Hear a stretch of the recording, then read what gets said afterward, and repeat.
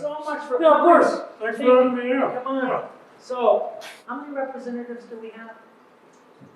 In the state? Yep. In the state? For the state legislature. The state, there are 150, And and there are 30 senators. 30 senators.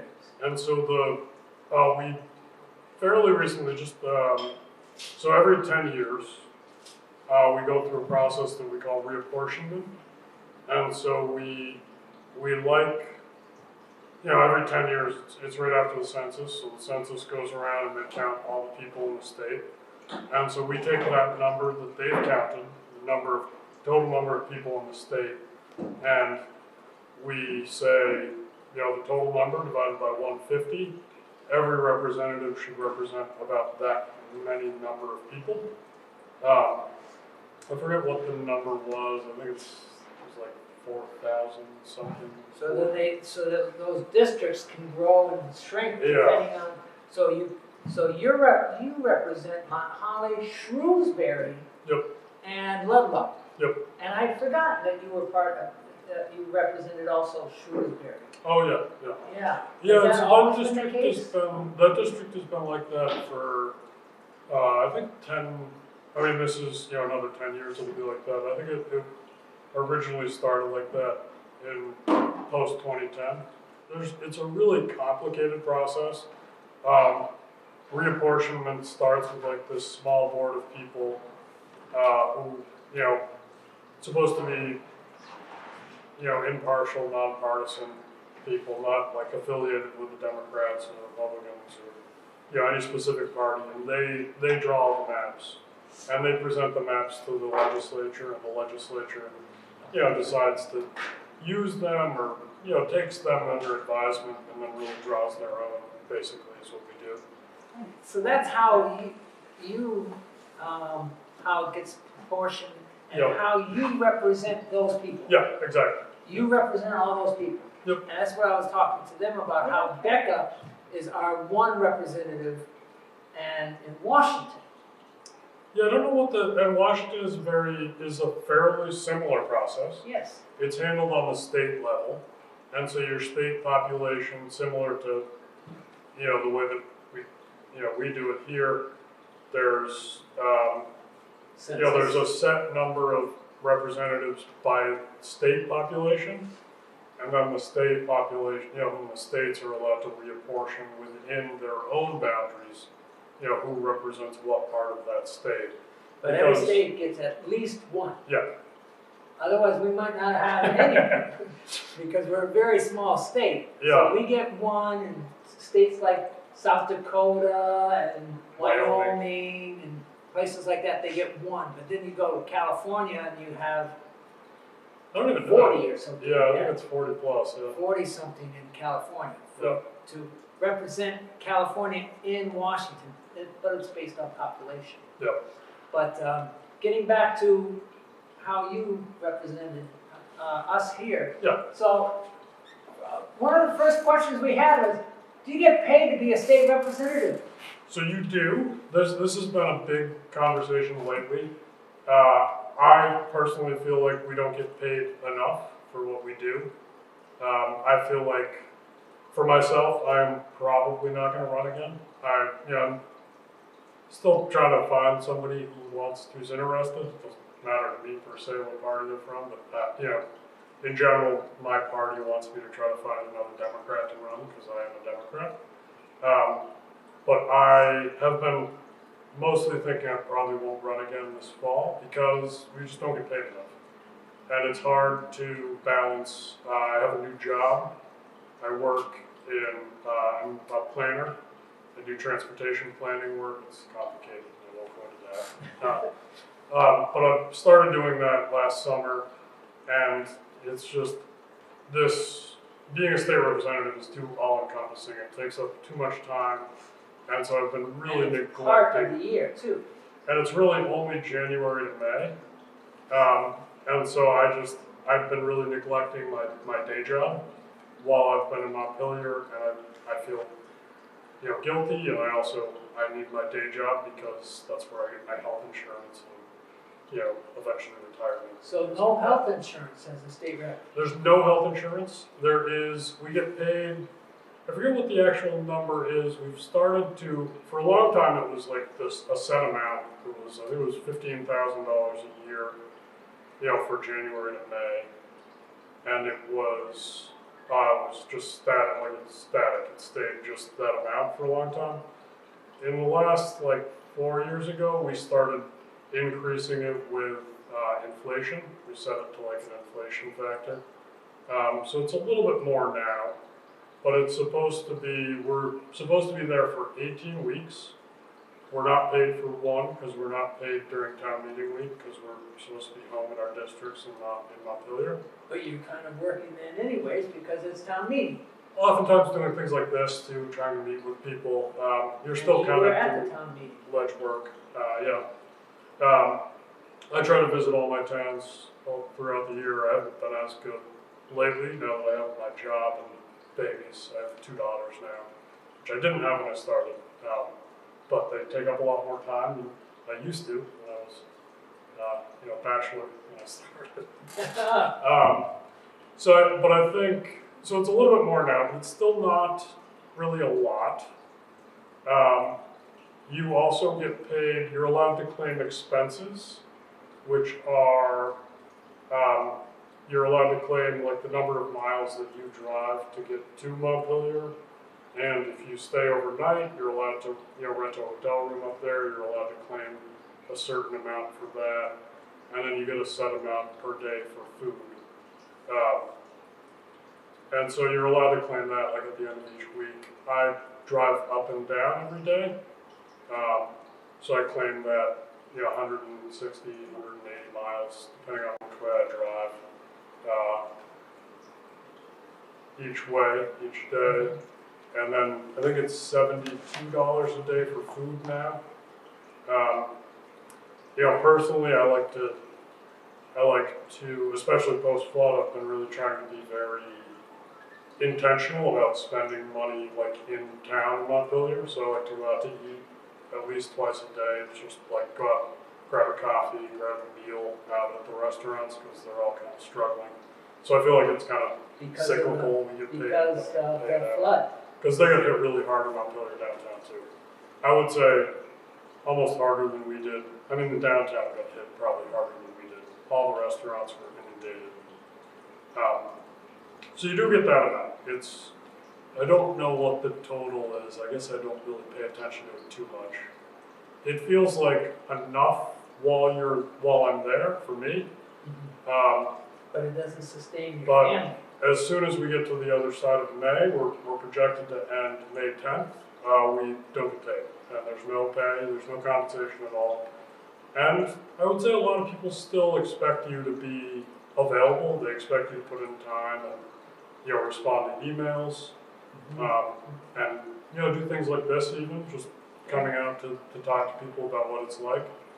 And I think, you're just not compensated for that at all. And so I've been advocating to increase the pay. Even if you weren't there. Oh, absolutely. Because you recognize. I think it's a very big, I think that a lot of the people that I see up there, a lot of the people that I work with, I like them. And I would say that I have 149 friends in Montpelier. We're all very close.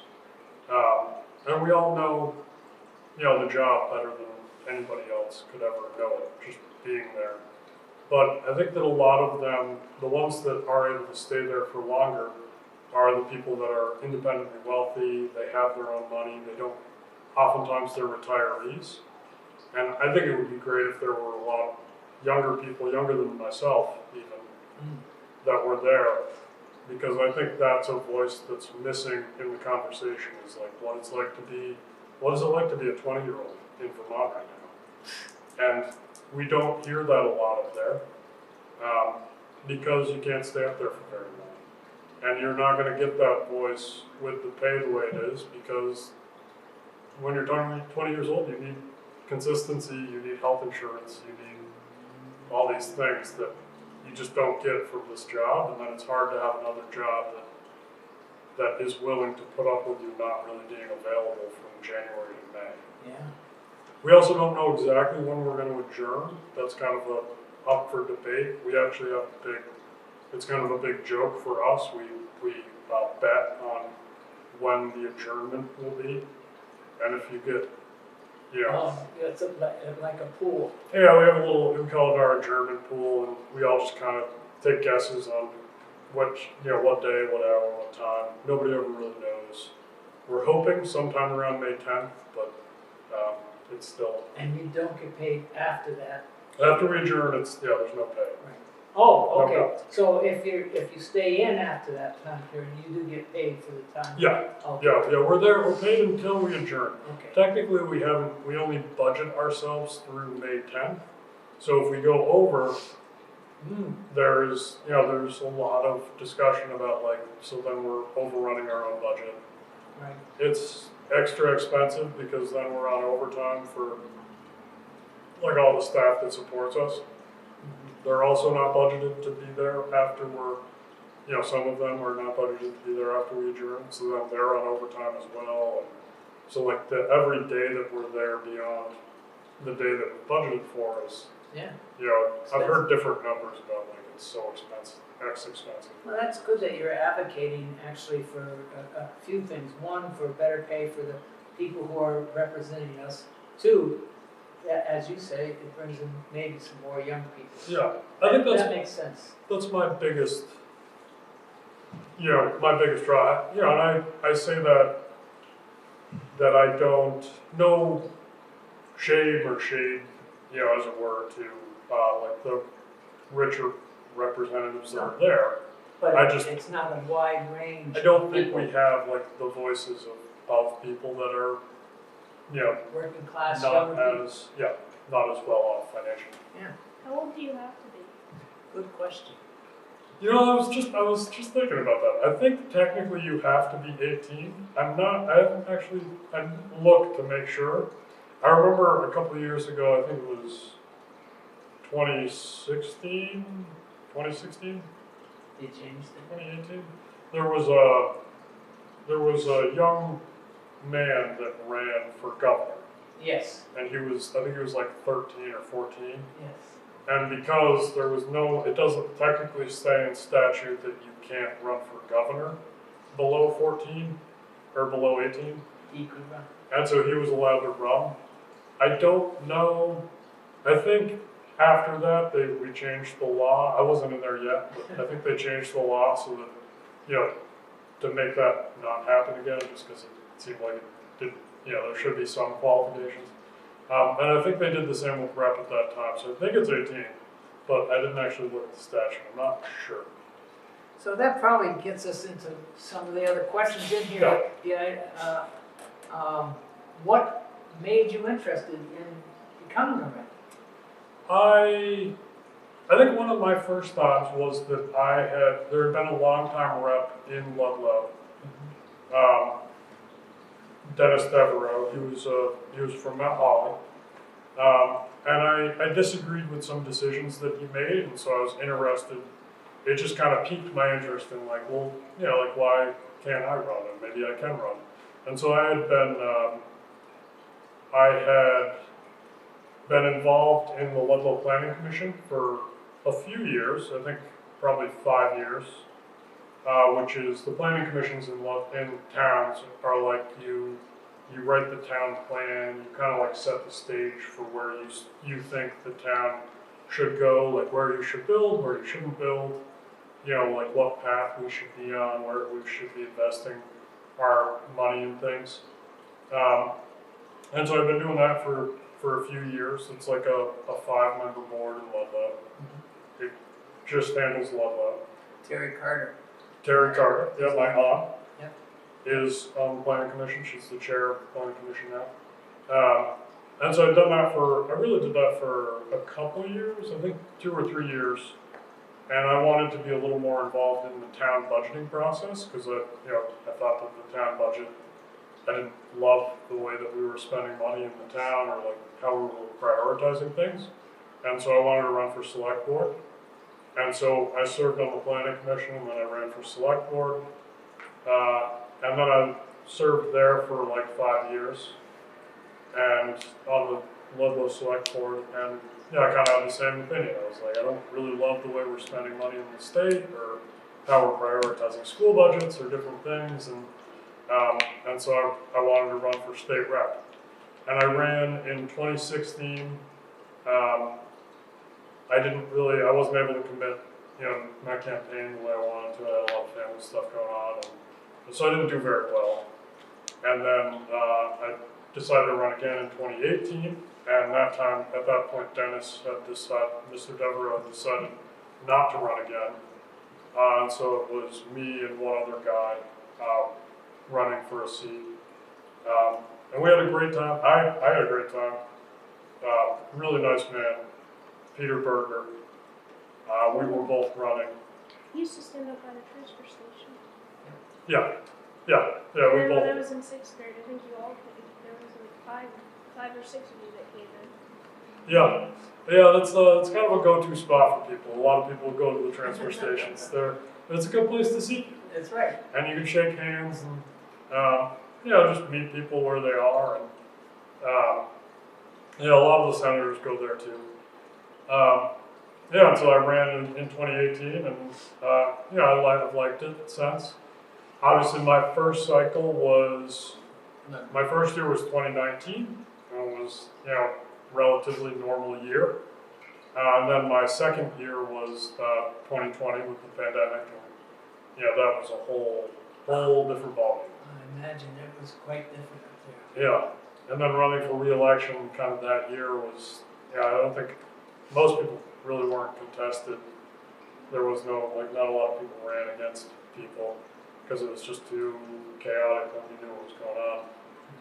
And so, most of us just got re-elected, and then 2021, 22 were kind of the same thing. It was just still mostly work from home. I think transparency and being open and being accessible has been something that, before I was running, I was I feel like it's kind of hard to approach Dennis. It was, just if you weren't there with him, you didn't really know what was going on all the time. And so I've been really, as obviously awful as the pandemic was and that whole time, it made us adapt. And so I think that some of the things coming on the other side of that have been really amazing, is that now all our meetings are live streamed on YouTube. They're all recorded. You can go back and watch them all. You couldn't do that before. And so you can watch us, you don't have to go to Montpelier anymore to watch us or to sit in my committee room. Most work in Montpelier, we kind of talked about that when you were up there, but most work is in the committee room. You're, on the floor is the big showy thing, and, but not a lot of the actual business gets done there. Most of your time is in these committee rooms. I'm in a committee with 9 other people, 9 other reps from all around the state. And we talk a lot about, economics is our main priority, commerce and economic development. And so we talk a lot about all that stuff all day. And I'm working with them, and now you can watch those meetings on YouTube. You can see all the discussions we're having. And you can go back and look at last year's meetings and, the year before. And, So how many committees are you on? you're only on one when you're in the House. Okay. And And how does it get picked, or do you get to pick? you give your list of priorities to the Speaker, but ultimately it's the Speaker. The Speaker has ultimate authority over the committees, who gets assigned where, and she can remove you anytime she wants if she so chooses. Do you know what the speaker is? Does anybody know what the speaker is? Sorry, I gotta go back. That's okay. I gotta Okay. keep going back. The Speaker of the House is, we elect her to be our own leader from within. So, we're all elected. It's kind of interesting just to be up there too, but in those first couple days of the first set of the beginning of the session, technically you're still running with the old reps, like the old speaker, the old leadership. But then within those first couple days, you have to vote on and elect a new leadership for yourself. And so because the Democrats have most of the seats in the House, it's usually a Democrat. Lately, these past, like 10 years, that we've had Democratic majority in the House. When I first moved to Vermont, it was Republican. Yeah. And so then the Republican, and the same thing happens in Washington, by Yeah. the way. The representatives get together and they pick a leader of the House, a speaker of the House. Yep. But they can change, as we've seen down in Washington, they can change sometimes like that. Yeah. Yeah, we don't have as much. Drama. Yeah. Yeah, I think it's hard to explain to people. I wasn't really aware, before I got up there, I wasn't really aware of everything that happened in Montpelier. I wasn't aware of what it was actually like. I think some of the press, I think too, some of the articles, I read them, but I feel like it doesn't always convey like the actual atmosphere, the actual environment. Sometimes I wonder if it's the same in Washington. I wonder if there's more. I feel very collegial with everybody. Republicans. With the Republicans, the Democrats, the progressives, the independents. They're all, I think of them all as friends. I'm closer with some than others, for sure, but I have a lot of Republican friends up there. I talk to them a lot about because especially in Mount Holly and Rutland, the senators for representing Rutland County, so Shrewsbury and Mount Holly, are Republicans. And I talk to them all the time because we share constituents, and it's like, have you talked to this person, or are you working on something?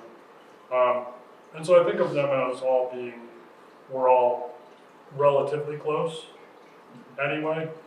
There are definitely, we disagree on things and we vote opposite ways sometimes, but there really is a lot that happens. I would say 95% of what we do is unanimous. Is everybody, or only a handful of people voting against a bill or whatever it is, but most Republicans, most Democrats, all voting the same way. And I feel like that doesn't always get covered in the press the way that it should. Well, I think the reason that happens is that they're looking for people to click. Yeah.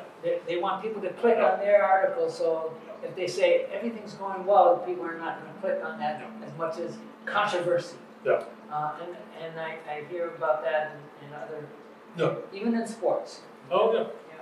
Yeah, I wonder that it makes me wonder in Washington if it's something similar, a similar dynamic, because I think more often, especially right now, I would say, there is, because we're getting towards the end, we expect to have 3 weeks, is it 3 weeks left? God. For May, So fast. So May. And you've got a lot to do. We have a lot to do. But especially as we get towards the end, I think that the more pronounced disagreement for us right now is between the House and the Senate.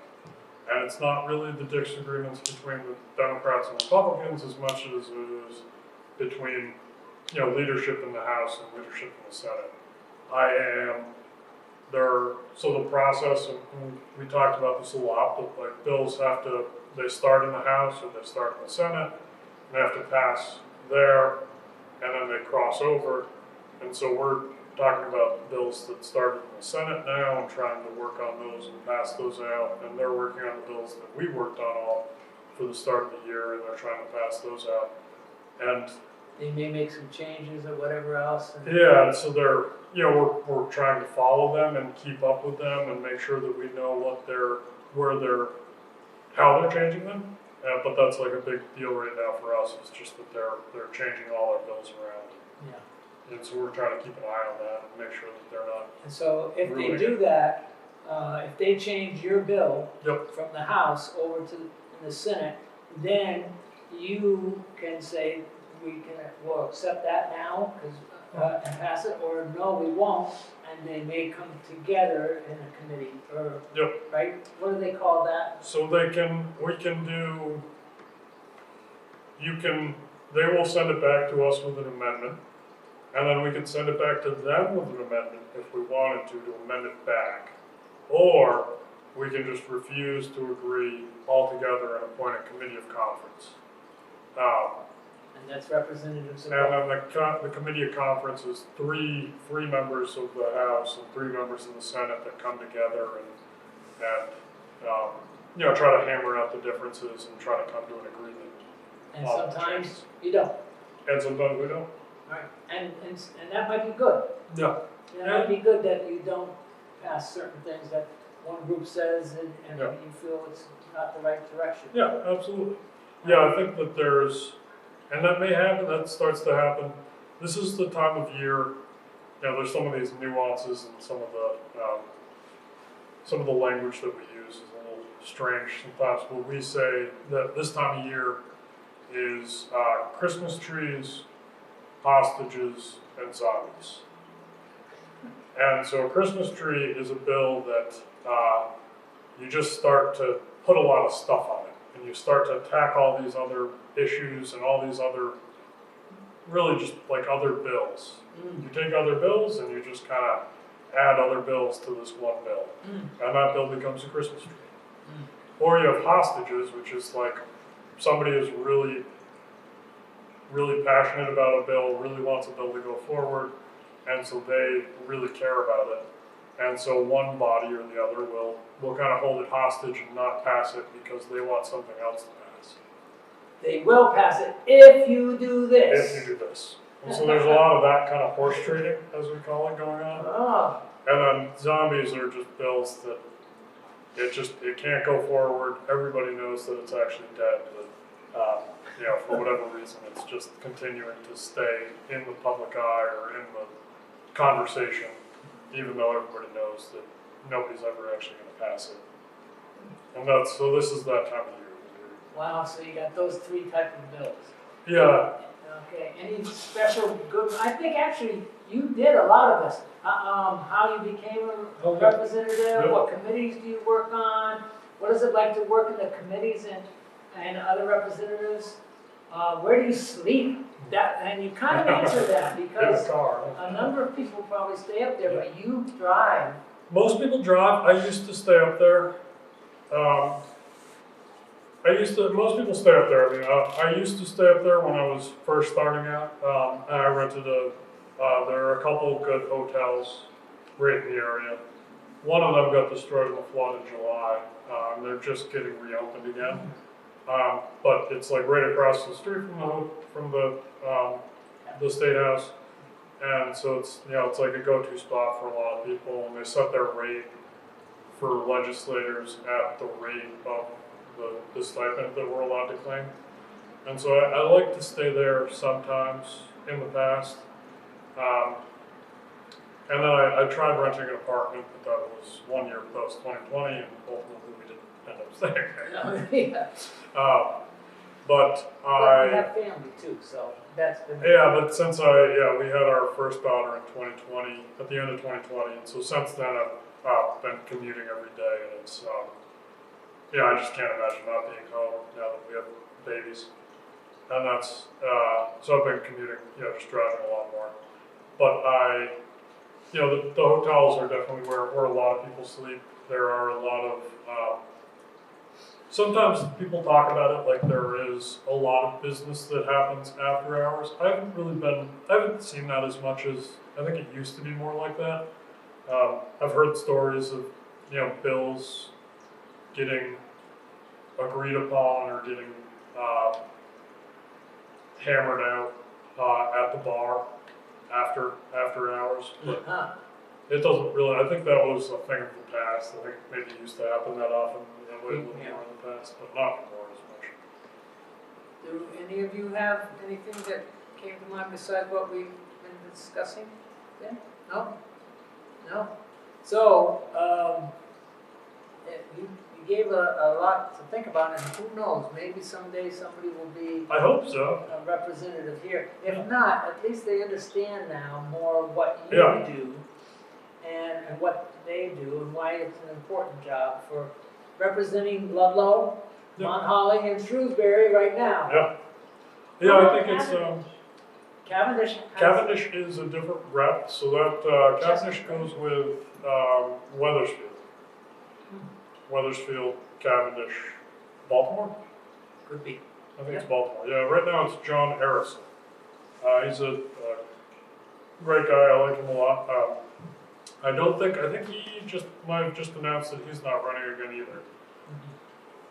And so that election is in the fall. Yep, that'll So be. we will be looking to see if you're back on the ballot or not. We'll see. We certainly want to thank you.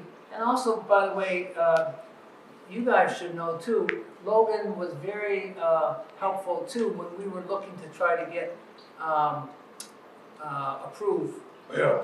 approval here. And he came to meetings here at night with our board, and he talked with a number of people working in the state government who are not representatives, people in the Department of Education and places like that. Yeah, the secretary. And the Secretary of Education, who left right after that. Yeah. And, And she's, the yeah, interim is that's another whole, lucky that she decided to do what she did. You know. yes, yes. So anyways, My mom got 2 pies on our last pie set. Huh? His mom got 2 pies. My mom did? Yeah. Oh, yeah, I'm sure I did those too. Yeah. Yeah. Well, we certainly thank you for coming and sharing, about the Yeah, of course. representative position, but also for representing us Thank you. and our community.